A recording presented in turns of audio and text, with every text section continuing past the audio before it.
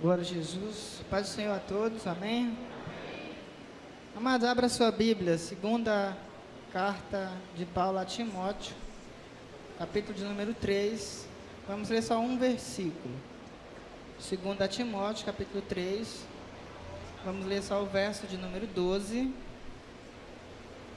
Enquanto os irmãos procuram, eu quero declarar minha gratidão a Deus por estar aqui mais uma vez.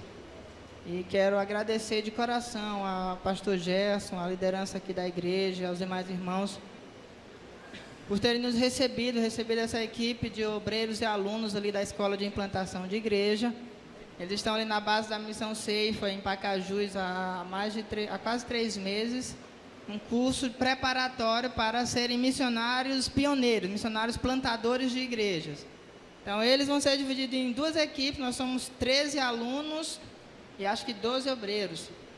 E vão ser divididos em equipes e enviados para o sertão nordestino para abrir igrejas. A gente vai para lugares onde não tem nenhuma igreja e não tem nenhum crente, nem para fazer um chá de aleluia com glória a Deus.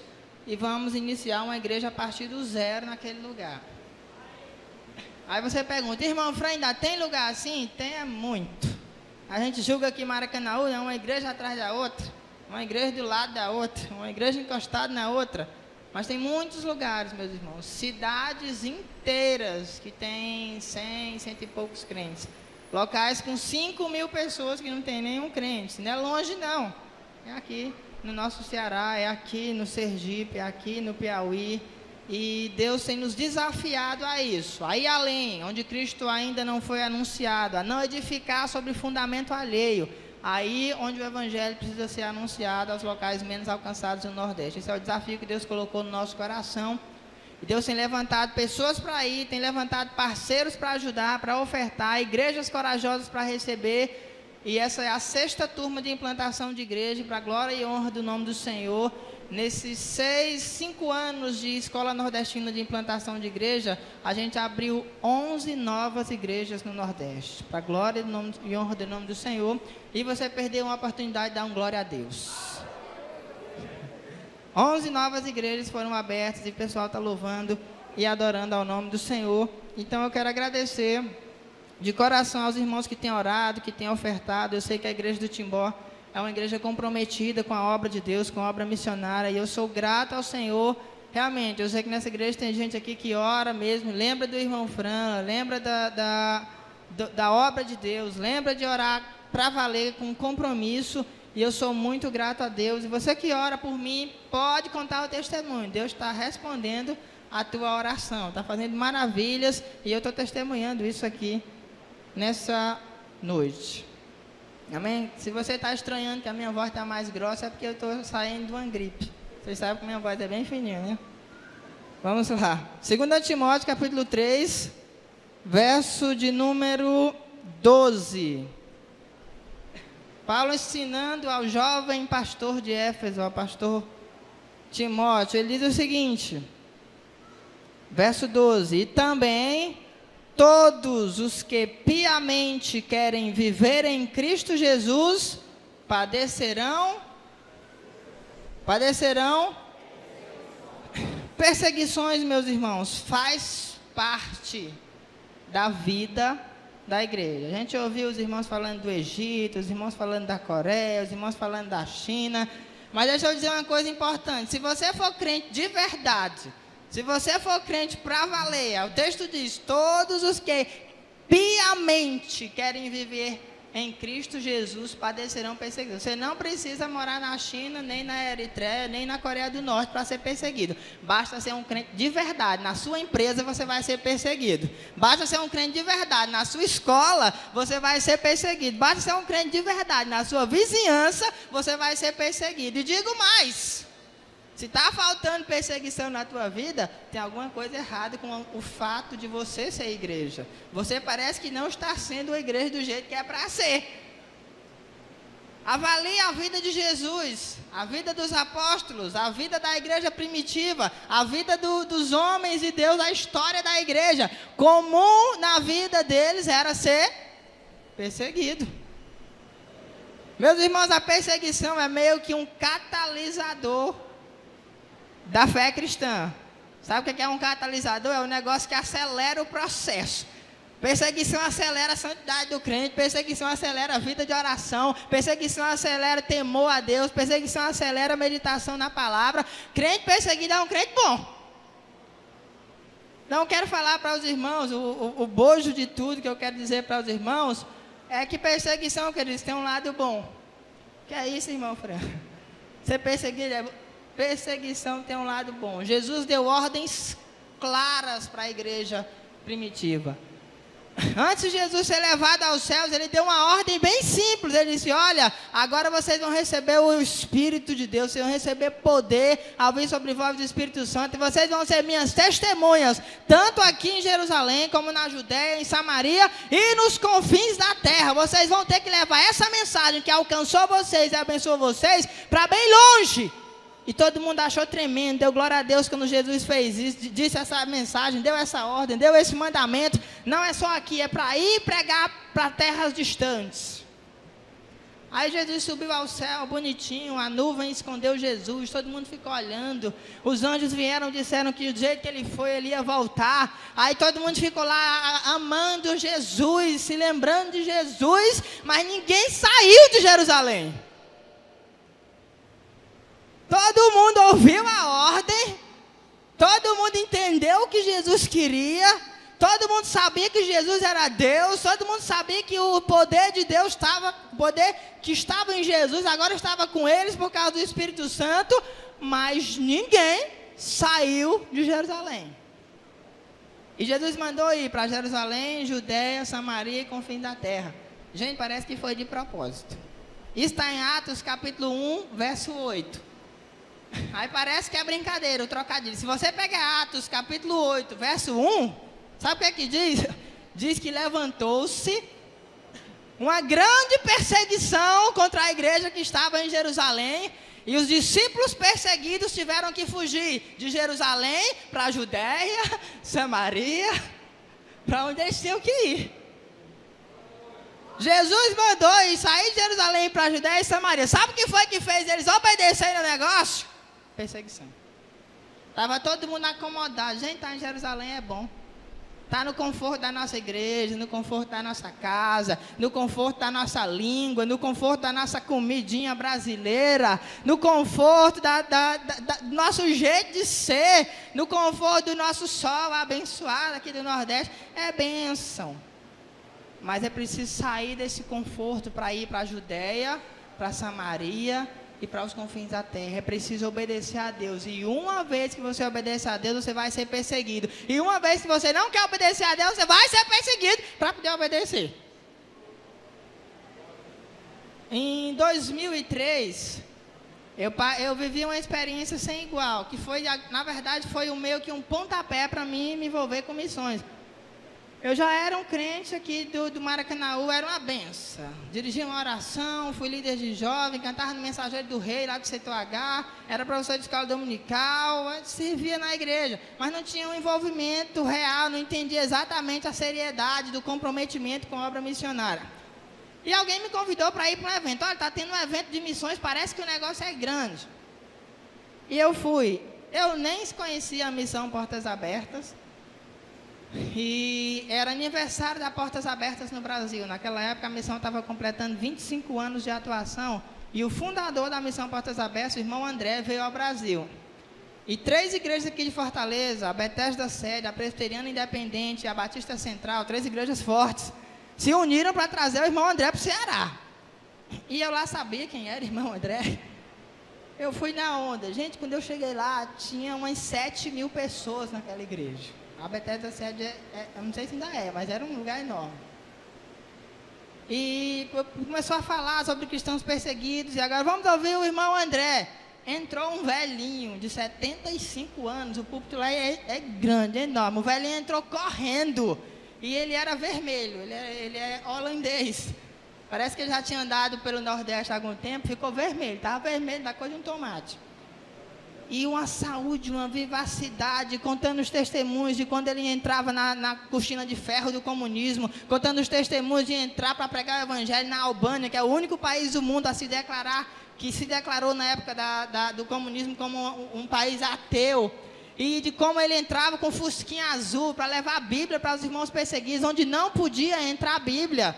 A história é tremenda de tentar entrar lá na Alemanha, na Alemanha comunista, e o fusquinha cheio de Bíblia dentro. Imagina o bagageiro do Fusca, um fusquinha azul que era o símbolo da Missão Portas Abertas antigamente.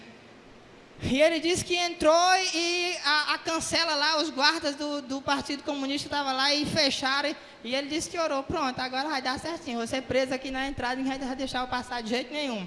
E o nome dele, irmão André, não é André, é só um codinome, é um nome falso, para que caso ele seja preso, ninguém encontre ele. E, gente, o irmão André disse que os caras foram lá, abriram o bagageiro, olharam, viraram, mexeram, chegaram para ele e disseram, olha, meu senhor, vá logo para onde você está indo, senão essas tomates vão já apodrecer. Deus fez um movimento lá, que eles viram tomates no lugar das Bíblias. E assim, o irmão André fez um trabalho muito legal, servindo aos irmãos perseguidos da igreja perseguida nos países comunistas. E quando eu ouvi aquele homem falando, quando eu ouvi o vigor espiritual, hoje o irmão André já está com 85 anos, ele continua atuando, mas ele está muito enfermo, muito doente. Ele lidera mais a missão na frente de um computador, mas é uma voz muito forte de missões. E o Ministério da Missão Portas Abertas, que aqui no Brasil foi fundado por uma mulher, uma senhora já, dona Elmira Pasquini. O Ministério tem levantado pessoas para missões de maneira sem igual. Então, se você ainda não tem muito conhecimento da Missão Portas Abertas, conheça. Por quê? Porque nós vamos poder ser bênção para os irmãos perseguidos em outras nações e eles vão ser bênção para nós. O irmão André deu uma orientação a um pastor da China, que é um dos países perseguidores. Na lista que a Portas Abertas faz dos países mais perseguidores, a China está entre os 10, é muito perseguidor. A China, né? Porque a China é dividida em 3. Tem a região de Macau, que é a colônia portuguesa, tem a região de Hong Kong, que é a colônia inglesa, onde é mais tranquilo, dá para pregar o evangelho nessas 2 regiões. Mas a China mesmo, a região de Xiamen, a China comunista mesmo, é muito fechada. Mas tem uma igreja grande, tem uma igreja forte, tem uma igreja que eles chamam de igreja subterrânea, mas não é subterrânea, é no último andar dos prédios, que fica um crente lá embaixo, quando a polícia chega, a polícia chegou, daqui que a polícia suba lá em cima, dá tempo de espalhar os crentes tudinho, bem bolado. E o fato, meus irmãos, é que o irmão André deu uma orientação para um dos pastores da igreja perseguida na China, vir ao Brasil agradecer pelas orações, agradecer pelas ofertas, agradecer pelas Bíblias que estão chegando lá, agradecer pelo material de treinamento. Esse pastor foi marcado uma série de conferências para ele levar essa palavra de agradecimento no Brasil. E ele andou em muitas cidades, e no fim das contas, na última conferência, sabe o que foi que esse pastor disse no altar de uma grande igreja em Belo Horizonte? Ele disse, eu vou orar. Eu vim agradecer pelas orações de vocês, igreja brasileira. Mas eu vou orar pela igreja brasileira para que uma perseguição se levante contra vocês. Sabe por quê?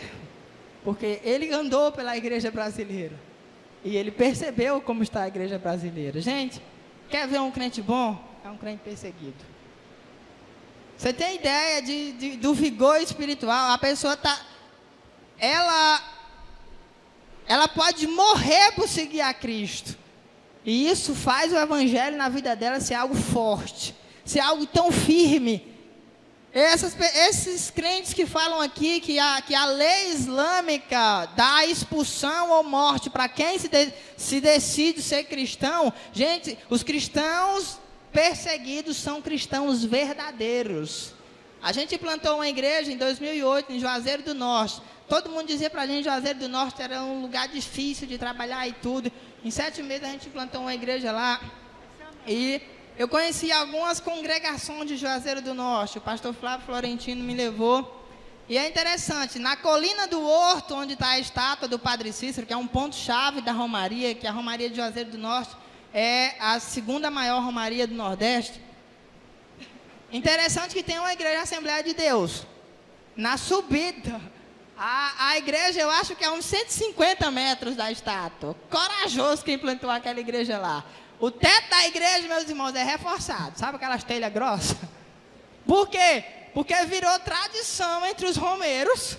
Todo mundo que ia, tinha que ir nos 7 pontos da Romaria, tinha que ir no Santo Sepulcro, tinha que ir na Capela do Socorro, tinha que ir na Igreja do Franciscano, tinha que ir na Igreja do Salesiano e tinha que passar na Igreja dos Crentes e jogar uma pedra. Faz parte do calendário, do caminho da Romaria. Então, sabe quantos crentes tem naquela igreja? 12. 12 crentes. O pastor Flávio disse para mim que se desvia crente nas congregações no campo inteiro. Mas aqueles 12 crentes não saem nem a pau.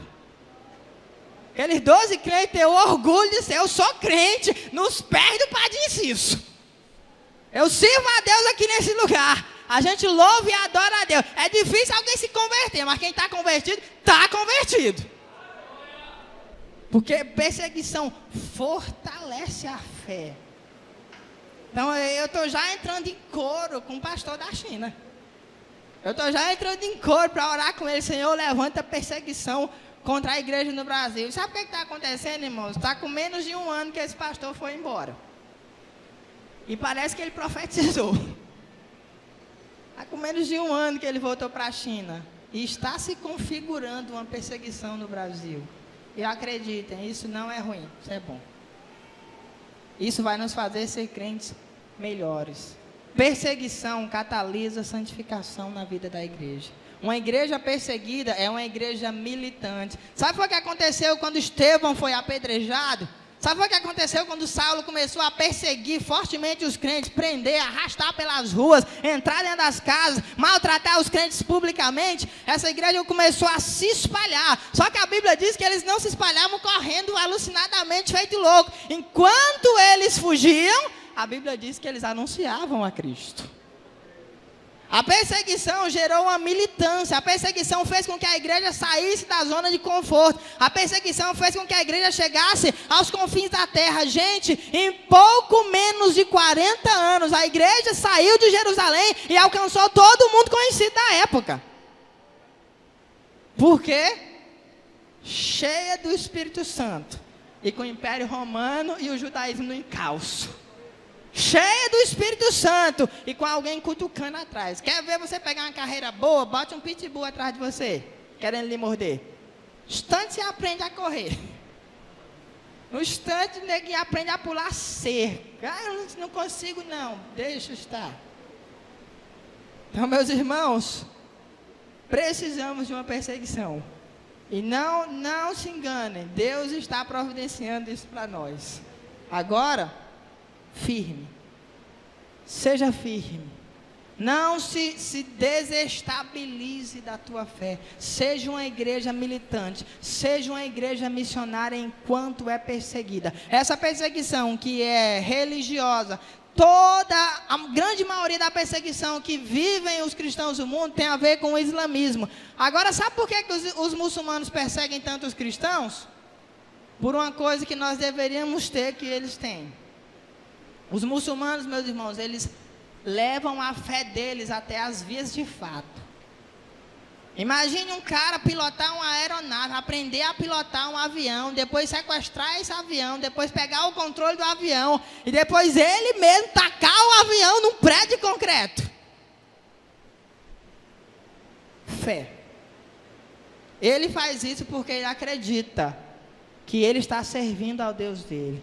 Ele faz isso porque ele leva a fé dele até a morte, leva a fé dele até as últimas consequências. E como igreja cristã nós precisamos de crentes assim, que estejam dispostos a morrer, ir até a morte, sofrer o que precisa sofrer, passar o que precisa passar, vencer o que precisa vencer. O texto de Hebreus diz que pela fé alguns escaparam dos leões, pela fé alguns escaparam das chamas, pela fé alguns escaparam da morte. Mas na sequência do texto diz que pela fé, pela mesma fé, alguns foram cerrados ao meio, pela mesma fé, alguns tiveram seus corpos queimados, pela mesma fé, uns morrem, outros escapam, mas a fé implica em perseguição.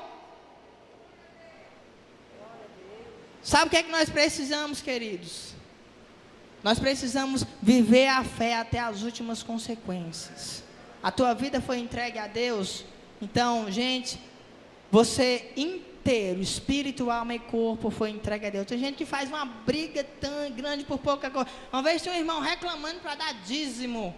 E eu fiquei ouvindo, não, e disse um monte de teologia da avareza, para não dar dízimo de jeito nenhum. E eu perguntei, meu irmão, você entregou sua vida a Jesus? Entreguei, levantei a mão em 1900 alguma coisa que ele disse. E eu, sim, a tua vida inclui o teu dinheiro? Claro que inclui. E está brigando por 10% se todinho é de Jesus. Então parece que a gente não entregou o negócio todo. Parece que eu entreguei a minha vida, mas a área sentimental eu cuido. Parece que eu entreguei a minha vida, mas a área financeira eu cuido. Parece que eu entreguei a minha vida, mas a área familiar eu cuido. Se entregou a vida, é a vida toda. Se entregou a vida, é espírito, é alma, é corpo, é dinheiro, é roupa, é casa, é bens. É a vida. Então eu quero que você reflita nessa noite. Será que você vai precisar de um Nero incendiando a tua casa para você ser um crente melhor? E o Nero fez isso. A igreja primitiva, ele assumiu a missão para ele mesmo de perseguir a igreja. O cara incendiou a cidade inteira, só por causa dos crentes. Eu mato tudinho, nem que você tem que fazer uma fogueira na cidade. E tocou fogo na cidade inteira. Os crentes escaparam tudinho, entrando dentro debaixo do chão pelos buracos. Poucos morreram. Mas o cara estava com esse ímpeto de perseguir. E acreditem, isso não é ruim. Nós vamos fazer uma oração daqui a pouquinho. Nessa oração você vai orar isso. Deus, eu quero ser um crente melhor. Deus, eu quero ser igreja militante. Deus, eu quero viver a fé como a vivem os muçulmanos. Os caras oram mesmo. Pode estar onde tiver, meu irmão. 3 vezes no dia, deu a hora de orar, os caras se ajoelham. Não importa se está na rua, não importa se está no mercado, não importa se está no posto de gasolina, não importa se está na frente da porta do banheiro da rodoviária. Se Meca é para aquele lugar, ele se ajoelha e bota a cara lá no chão. Porque leva a fé até as últimas consequências. Eu lembro que há 2 anos atrás eu estava pregando no DIP, lá no Modubim. E tinha uma bandeira da Arábia Saudita enorme assim na frente. Quem sabe a bandeira da Arábia Saudita? Aquela bandeira verde com algumas coisas escritas em árabe lá. E eu fui pesquisar o que é que tem escrito em árabe na bandeira da Arábia Saudita, que é um país muçulmano. Maomé é da Arábia Saudita. E não tem escrito ordem e progresso lá não.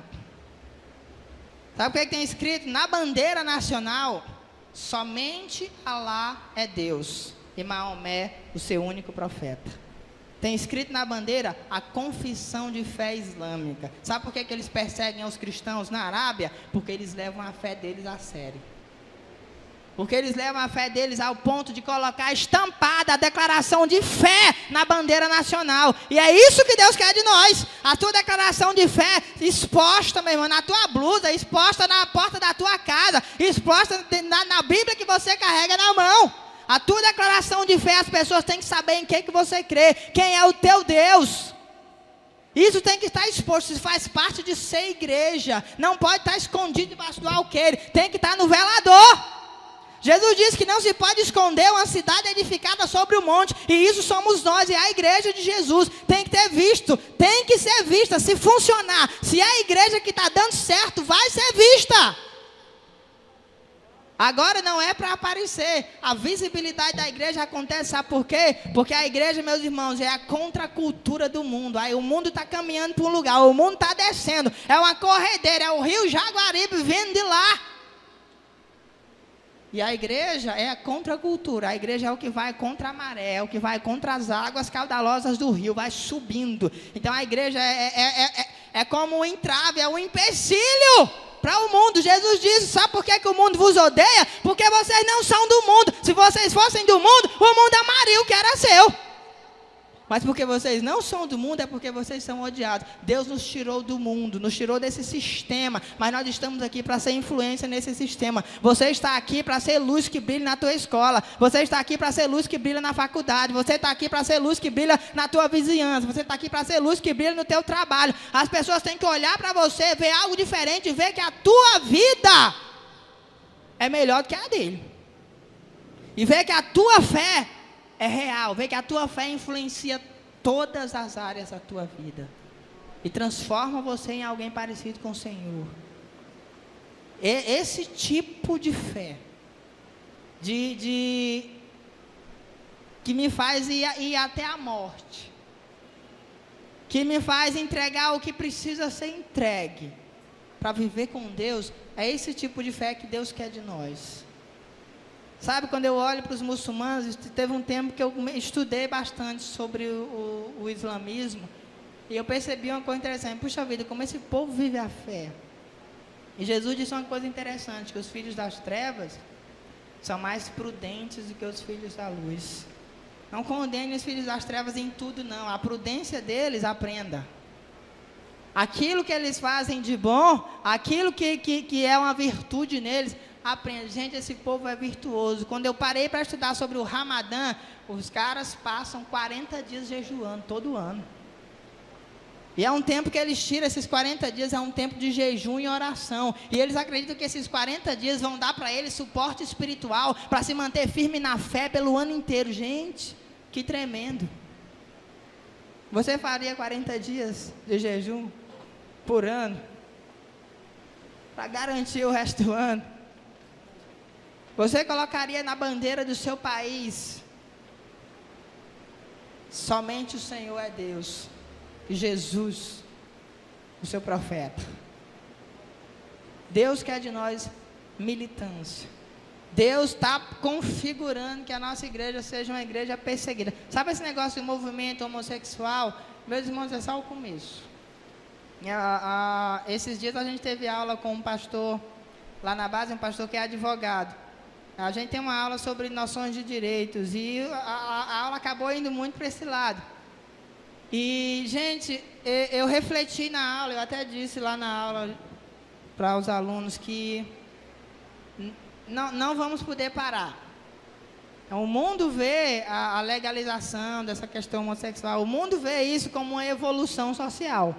Então, o que vai acontecer, mas é nosso papel como igreja brigar até o último dia. Até a presidenta assinar a lei, como igreja nós temos que brigar, que espernear, que dizer que está errado, se posicionar, que a Bíblia é contra, se posicionar no lado certo, no lado de Deus. Então vamos arranjar inimigos em todos os lugares? Vamos ser perseguidos? Vamos! Mas a perseguição vai nos fazer tomar uma posição, sabe? Chega de ser igreja e estar em cima do muro, meu irmão. Chega de ser, sabe o que Elias disse para o povo lá no Monte Carmelo? Chega de cochear entre dois pensamentos. Se o Senhor é Deus, sirva a Ele. Se Baal é Deus, sirva a Ele. Então, como igreja, nós temos que nos posicionar e assumir todos os riscos de se posicionar. Você vai arranjar inimigo? Vai. Tem crente que pensa que não é para ter inimigo de jeito nenhum. Jesus não disse, não, evite ter inimigo. Ou não tem inimigo de jeito nenhum. Não, Jesus sabia tanto que a gente ia ter inimigo, por ser crente, que ele disse, amai os vossos inimigos. Vai ter, meu irmão. Não dá para ser crente e ser amigo de todo mundo. Sabe por quê? Porque numa Câmara Municipal que tem 12 vereadores, e todo mundo vivendo naquele ambientezinho de corrupção, de toma lá da cá, de jeitinho brasileiro. Aí alguém de lá ouve o evangelho, aí um deles se converte. Sabe o que acontece? Se ele entendeu o evangelho de verdade, conheceu Jesus de verdade, desestabiliza o negócio todinho, meu irmão. Um crente naquele lugar desestabiliza o negócio todo. E o evangelho faz isso. A gente veio para trás. Gente, eu li esses dias, eu estava pesquisando sobre fogo. Ontem lá na Praça de Pacajus, a gente fez um impacto evangelístico, e para chamar a atenção do povo, a gente fez pirofagia. Sabe o que é pirofagia, né? Os que cuspem fogo pela boca. Não é falar em língua, não, é cuspir fogo de verdade. E a gente fez esse movimento lá. Aí, enquanto os irmãos estavam lá cuspindo fogo para chamar a atenção do povo, no Data Show eu coloquei um monte de versículos da Bíblia sobre fogo. E eu descobri um versículo lá em Lucas ótimo. Jesus disse assim: eu vim colocar fogo na terra.